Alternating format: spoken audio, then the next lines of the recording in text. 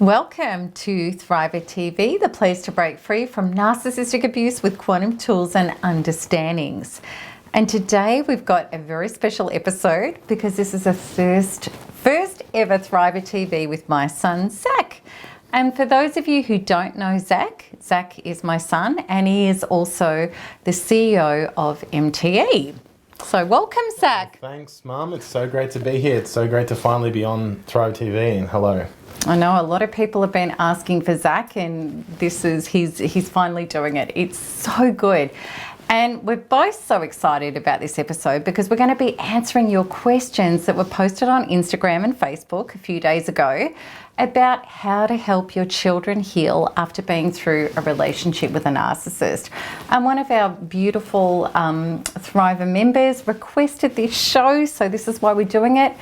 And we've had some amazing questions come through from so many of you, and I'm so excited to share these answers with you.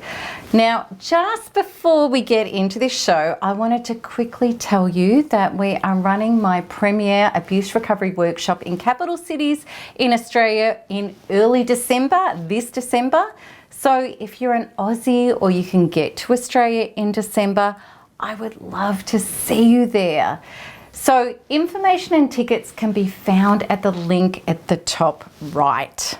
All right, so we're going to start off with our first question, which is one from Instagram. So what have you got there, Zac? Yeah, so Restoring Hope Again on Instagram asks, how do I co-parent with a narcissist but try to make sure my son isn't mentally abused, taken advantage of, lied to, etc.? How do I also combat the lies that the narcissistic father tells my son? My son is only 4 and his dad and I have been separated for 2 years, but I have so much anxiety about how my son's narcissistic father will affect him. Thank you for what you do, and I hope you can help. Okay, so all right, this is what I say to every parent who is co-parenting with a narcissist. The first thing that you need to do is do the deep, constant healing work on yourself, because the truth is you can't change a narcissist and what they're doing, and the lies and the smearing and the abuse and the manipulation. And the more that you actually try to combat that from a place of feeling traumatized by it, the worse it will escalate and the worse it will affect your child. And this causes so many problems. So when you heal you and you get centered and empowered and you're able to start parallel parenting, which is a part of what we teach in the NARP community, and we also teach you how to not get triggered and traumatized.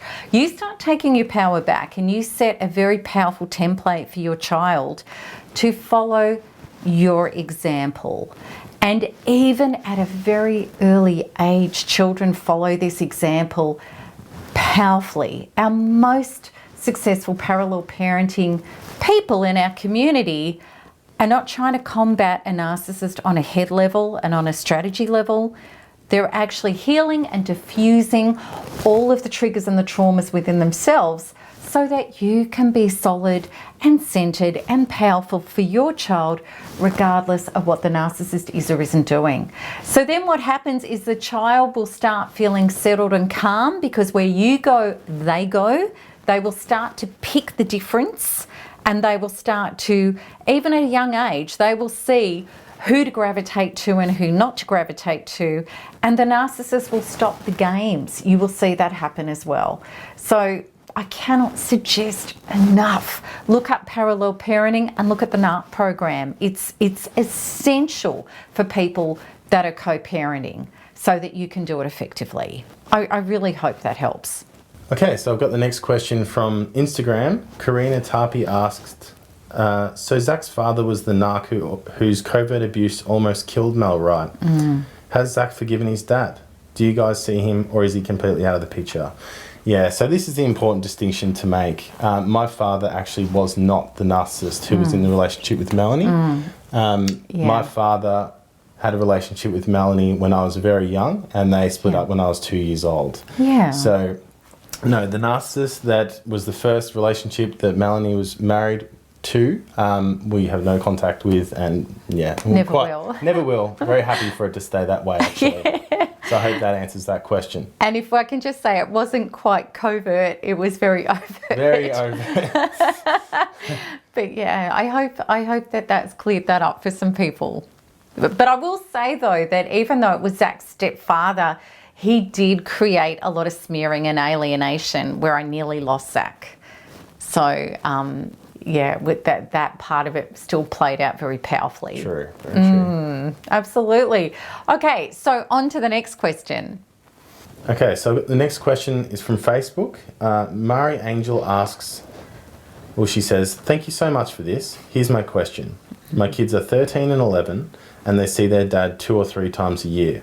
When they stay with him for a few days, they come back the following days feeling frustrated, sad, guilty, and also angry at me. Should I talk to them about my dad's narcissism? This is such a good question. I'm just going to get straight to it. No, don't talk about his narcissism to them, because as soon as you start putting him down and you start saying your father is this, your father is that, what that is going to do is push your children away from you. So what you do need to do is have really good boundaries with them. Don't overcompensate because he's coming back and then you're trying to smooth things over. You want to lead the way powerfully for them. And if they're feeling guilty or they're feeling sad or they're feeling down, bolster them up, empower them and say things to them like, you know, well, look, you know, I can see that you're feeling sad or you're feeling down, but this doesn't mean that there's something wrong with you. You know, sometimes people are like this or that's just your father, but that doesn't have to affect you because you're amazing. You're incredible. There's so many things that are great about you. Now let's just put that aside and we're going to have a great time. We're going to have an empowered time. I'm going to have boundaries with you, which means that I don't accept your poor behavior or your bad behavior, but I'm also not saying that you're bad or that you're poor or that there's something wrong with you. Where we go, our children follow. And what happens often with parents is we feel bad for them and we feel sad and we feel guilty and we feel terrible.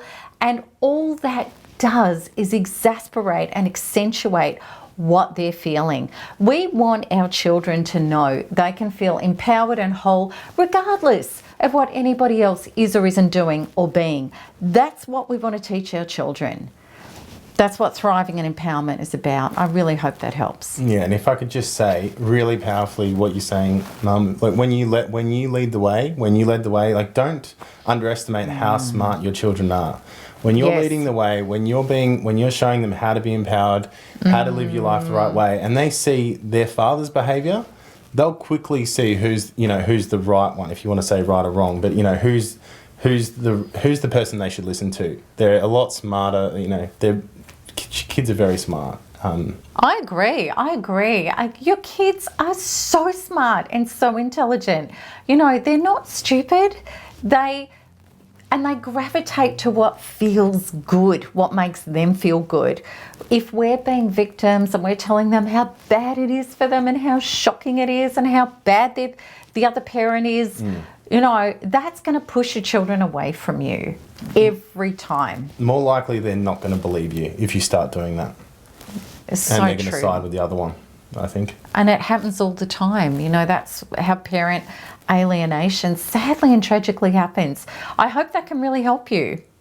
All right, so we've got the next question from Aiva on Facebook. Now, Aiva was one of the wonderful thrivers that came and saw us in February in the UK. It was so great meeting you there, Aiva, if you're watching this. Anyway, we love Aiva. Hello, darling. Your question was, I would like to know more about Proxy Healing, please. Thank you. Oh, one of my favourite topics.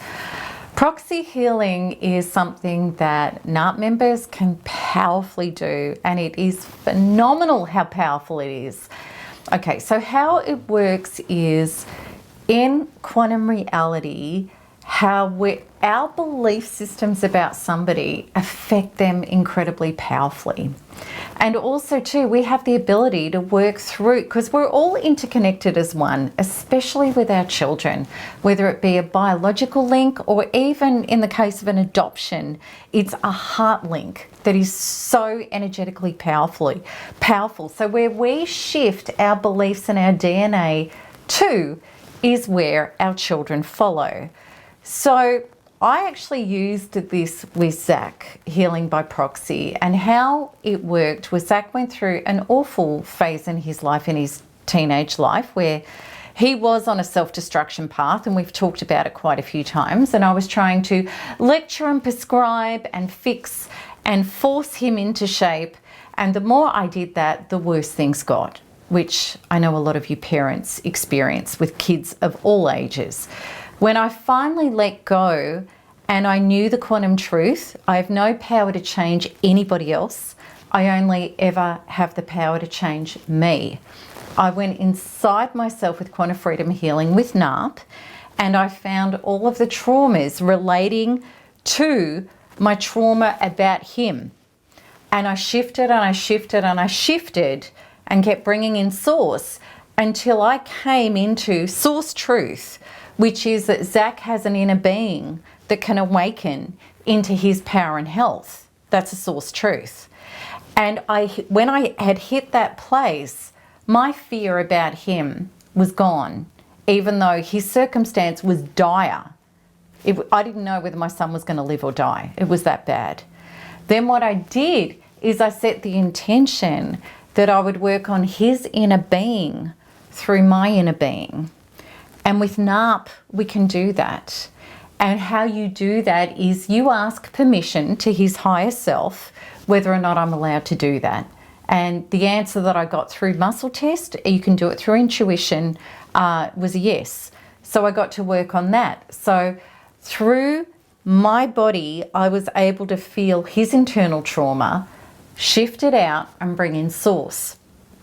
And I did that work for only a few days. And then I hit a place where I felt this calm peace and warmth for him through me, as well as what I already had through me. And then Zac contacted me after 3 weeks of silence and said to me, "Mum, we need to meet down the pub, and I've stopped doing what I'm doing, and I love you, and I'm so sorry, and I've seen the light." And he's never looked back. And that experience has happened for countless parents that I've put onto working with this. Because if you see your children as broken or narcissistic or damaged or victimized, that's exactly what they're going to continue producing for you in your experience. When you change your beliefs and your knowing about your children, and then you can get to work by proxy, working on their inner being through your inner being, the results are beyond quantum. They are spectacular, they are miraculous, they create miracles every day in the NARP community. And in the NARP forum, we actually teach you how to do that, healing by proxy. So Aiva, you're already a thriver. You've already created incredible shifts in your life. The next step is you can work on your children by proxy if you want to. So I don't know if Zac has anything more to add about that. Well, you were on the receiving end of that. You didn't know I was doing that. You had no idea I was doing that. Yeah, I don't know it's happening, and then sort of all of a sudden it's just see this change get made, and sort of, yeah, it's sort of almost hard to put into words, but it's something shifted, right? Something shifted, yeah, and new opportunities open up, and yeah. Well, it was kind of like, because at 19, when I literally had Zac evicted from the home, things were so bad. And I'll never forget his parting words to me as he left. I mean, we can laugh now. It was the worst. He looked at, when he was leaving the door, the police were coming in half an hour to take him. That's how bad it was. And he looked at me. It was the worst day of my life. It was worse than my demise. And he looked at me and he said, "The next time we lay eyes on each other is going to be on one of our deathbeds." And he said, "You are never again, are you my mother?" And that's how he left. 3 weeks later, we were hugging. He'd stopped doing what he was doing. This massive turner had been corn. And I know 1000% it's because of that healing I did by proxy. I know that. So there you go. You had no idea at the time. You had no idea Long time ago. It was we're talking 11 years ago now that happened. Okay, so I've got the next question from Facebook. Amanda asks, "I want to know how Zac experienced his mum before she started thriving and then now. Okay. So yeah, this is probably an experience that I haven't had a chance to share with everyone on YouTube and, you know, across the community, but it is a very important one. I definitely thought she wasn't going to make it. I thought she was going to be traumatised for the rest of her life. At 16 years of age, I'd accepted that my mum was either going to be in a mental institution or she was going to be driven to her death. Wow. I was deeply afraid of him and what he would do, and I thought he was going to harm her and possibly me and other people. Wow. It was an extremely difficult time, to say the least. The Mel you see now is nothing. It was not the same person that she was back then. Or even before then. And I don't want to say any harsh things, because I mean. You can. We're totally honest with each other, for sure. But she. I was horrible. She was a completely different person. You weren't necessarily horrible. You were honest to me about what was going on, and that was, I really appreciated that. Yeah. I knew what was going on. You didn't try and hide anything. You didn't try and demonize him, but you were deeply struggling, and you were hooked and addicted. I think maybe that was a really frustrating thing, that we wanted to shake you, you know, and I think as so many kids want to do this, they want to shake you and say, snap out of it, this guy's going to kill you, you need to get out of it. Yeah. And you wouldn't, so you would keep crawling back and seeing him again and again, and it was, you know, and seeing your own mother do that, and I guess not having a good having a father figure in the home that's destroying your own mother is a really challenging thing to go through. Yeah. And also too, you know, there was a couple of incidences where you tried to protect me and you couldn't, because you know, he was very big and strong and physically threatening. Yeah. And you know, that was horrific for you. But I know that I went through a lot of guilt because of being so dishevelled, and when you're traumatised, you know, you're not available and you don't have patience. And I wasn't there for Zac through a lot of his, you know, teenage stuff and growing up and his challenges, because I wasn't even there for myself. So, you know, my heart goes out to a lot of parents, because I know the guilt and the pain that you feel for, you know, I wasn't really a mother's shoelace, and it wasn't my fault. It's just the way it was. It's never anyone's fault, you know. No, it was just a really hard time, you know, for everybody. But it's nothing like what we have now. So what is Mel like now? Words can't describe how much she's not the same person. You might as well give her a completely different character, because the person she is today, how she's able to help change the lives of so many people, that I think it's very apparent how much she's helping people, that she spends her entire day from the moment she gets up to the moment she goes to bed thinking about how she can help more people. It's just so inspiring. It's led the way for me, and now we get to do this together. I couldn't be happier to have you as my mum. That's so sweet. Yeah, that's so sweet, Zac. Thank you.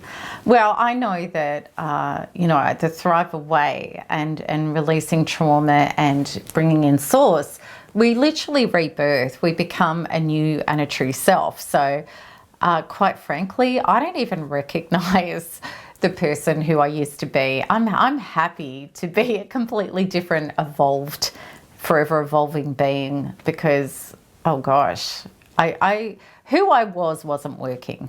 Who I am now does. So, in all ways. So we've got the next question on Instagram from Sock in Style, and her question is, Zac, at what point did you realise and know for sure that you were thriving? Now, yeah, this is a really good question, actually. For me, thriving isn't so much a destination as it is a state. It's something that I'm continually working on. It's something that I don't necessarily feel like I've arrived at that place and then I'm there. In the early days, like we were just saying, growing up, watching what Mum went through, having this figure in the house that was, you know, not a good person to be around, it did leave me, and as you probably know, if you have children, that especially in teenage years or they're developing, I didn't know my place in the world. I didn't have a supportive figure to sort of help guide me through that period. I felt very lost, alone, and really lacked a lot of confidence. So I didn't sort of have any belief in myself. I didn't see myself going anywhere. A lot of that had been lost. Maybe I sort of had that as a young age, but now I sort of felt completely lost. I think when I recognised that I was starting to thrive or getting to that state of thriving is when I had the self-belief. So when I believed I could actually do something in this world, help people, even do something meaningful, whether it's a career or a hobby or a passion or just something that I was able to put so much of my energy and focus on, and then see a result, see something that actually positively impacted people.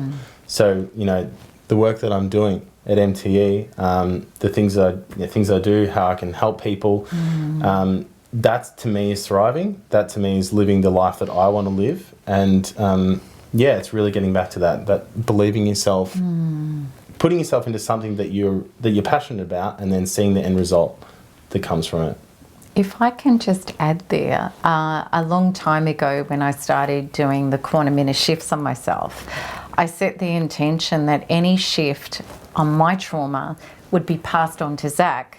So he's been kind of pretty lucky that he hasn't had to do a lot of healing work on himself, even though you do. Of course he does. But I do that as well. He does it as well, absolutely. But what you get an extra boost. You get an extra boost. But what I've seen happen so organically is that often when I've broken through into a confidence and a belief and an inner power, I've noticed it happens with him as well. It just happens organically. And I think that's what's so wonderful about, in quantum theory, they call it the entanglement theory, is connected organisms and cells. When one shifts, the other will reflect the shift regardless of what the distance is between them. And I see it happen with Zac all the time. It's just beautiful. People report that through the generations backwards and forwards with quantum freedom healing all the time. It's pretty magical. Maybe that's got a lot to do with it. He's done so much of it himself as well. Absolutely. Yeah, there were some long years of doing a lot of the personal work. Yeah, you did. And you really took responsibility and did that, which is fantastic. Yeah. All right, so we've got the next question. This is for Mel on Instagram. Honeyroot asks, I'm concerned that my 29-year-old son, whom I know is carrying trauma from the 20 years that he was subjected to living this lifestyle with my husband, it almost would appear that he has acquired the behaviours now. Yeah. The dark side of him. But I have to save myself, and I'm working to help me, and I've sustained my son to an enabling level. What do I do now? Yeah, I love, Honeyroot, that you were saying that you have to save yourself and you have to focus on you, because this is so true. If we come back to the quantum premise that you cannot change anybody else, you only ever have the power to change yourself. So what you're going to change yourself into is a self-honouring, self-loving being where you're creating boundaries, where you're saying to the world and other people, I'm teaching you how to treat me. So with these boundaries, what will happen is, and it can be heartbreaking with people we love, but this is where if we enable, Neil Donald Walsh says about this, he says, to allow an abuser to continue abusing is an act of abuse. So what he really means by that is that if we set a truth and a value for ourselves, we give other people the opportunity to move up into a space of being respectful, loving, decent people. And if we don't, we allow them to continue defiling the integrity of their true self by being an abuser. So you have to do that regardless. Then what you can do, of course I'm always going to say I would love you to be a narp, or I would love you to be working with the inner healing powerfully, because then what you can do is no longer be triggered, no longer feel guilty, and no longer hand over power, to have very clear, calm, truthful boundaries. But also you could be doing the inner and possible proxy work to help de-traumatize his soul if you have permission to do that work on him.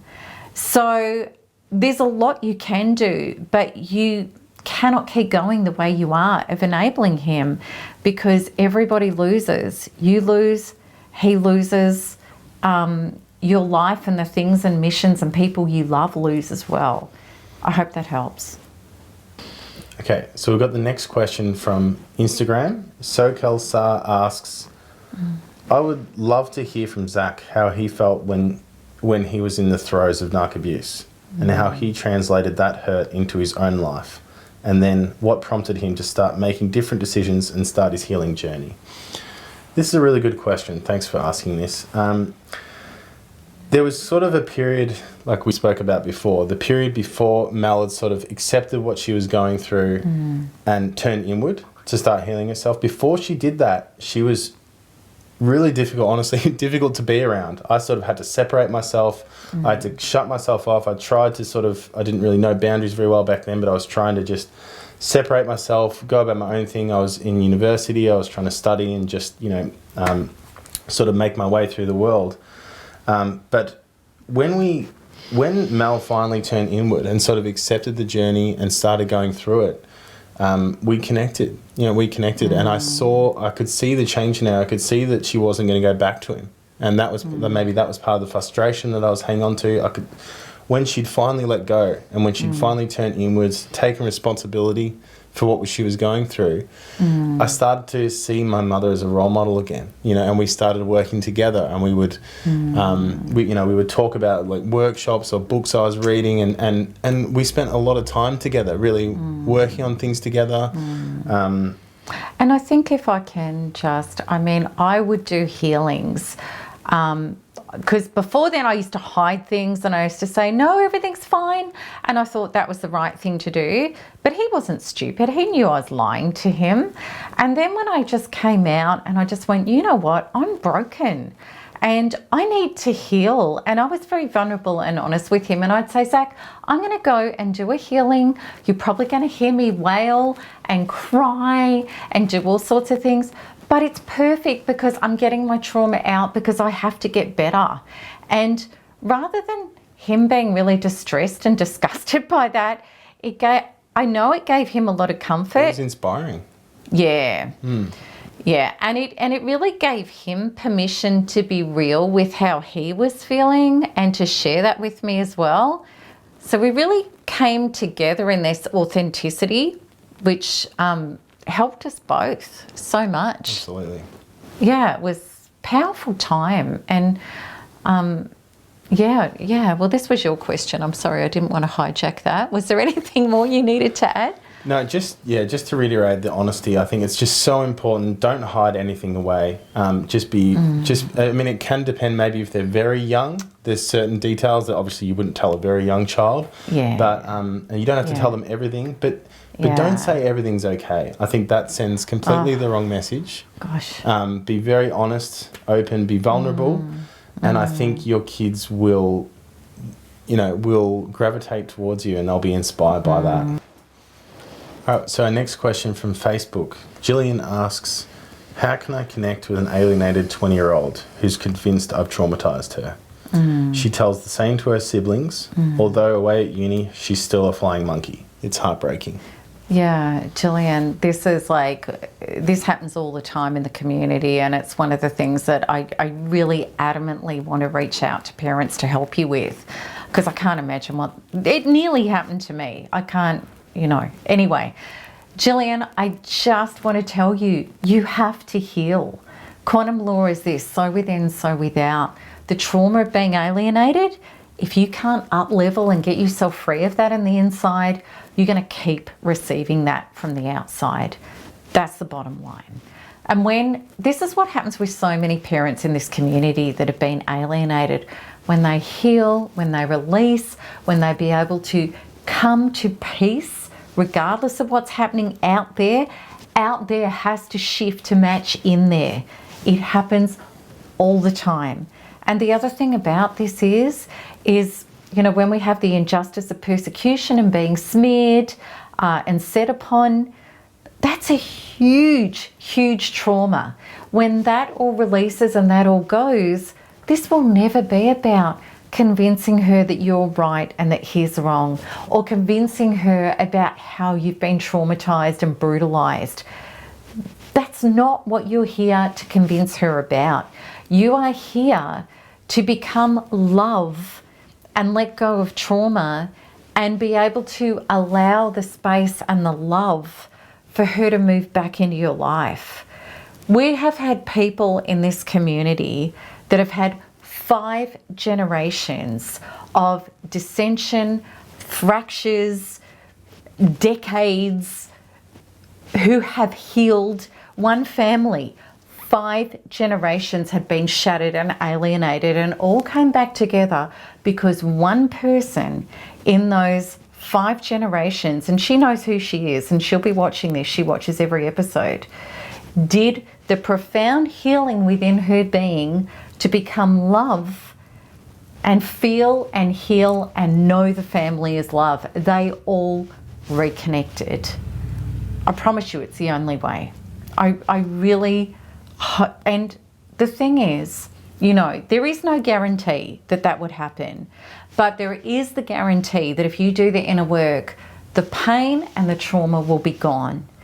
And from there, everything is possible, including miracles. I hope that helps.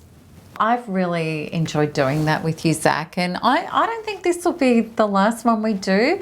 You know, we may do this again, and we're going to be I'm really excited about the feedback and the questions and you know, connecting to you, and maybe, you know, you might even ask Zac some questions on the blog or YouTube as well that he can answer.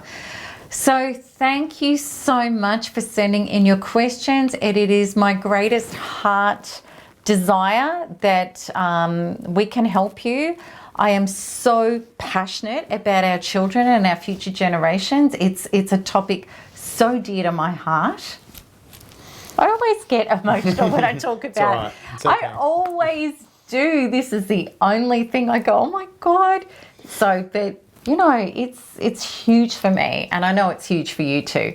All right, so if you're not already following me on Facebook and Instagram, please make sure you do, because we're doing lots more exciting things there, like this Q&A, and you can get daily inspiration, tools and tips on there as well. 100%. So looking forward to your comments and questions of this really important episode that I've so enjoyed sharing with my dear son. It's been great. Yeah. Thanks for having me on the show. Oh, that's okay. Yeah, well, yeah, it's a journey. It's a few takes, but it's fabulous. Zac's not used to this. He's done such a great job. So I've had a good teacher. Yeah, you've done a really great job. So anyway, people, you know how it goes. Keep smiling, keep healing, and keep thriving, because there's nothing else to do. And also too, I would love to see you at my live event. Zac will be there too, the other Thriver team. Love to see you there. And you know, our MT Global team are going to be there, and we're going to hold you, help you, and heal you and your future generations. So, and also to know that we have a $100 discount, which is going to the 18th of November. So we'd love you to get in early and get your tickets. All right. Lots of love, everybody. Bye-bye. Bye.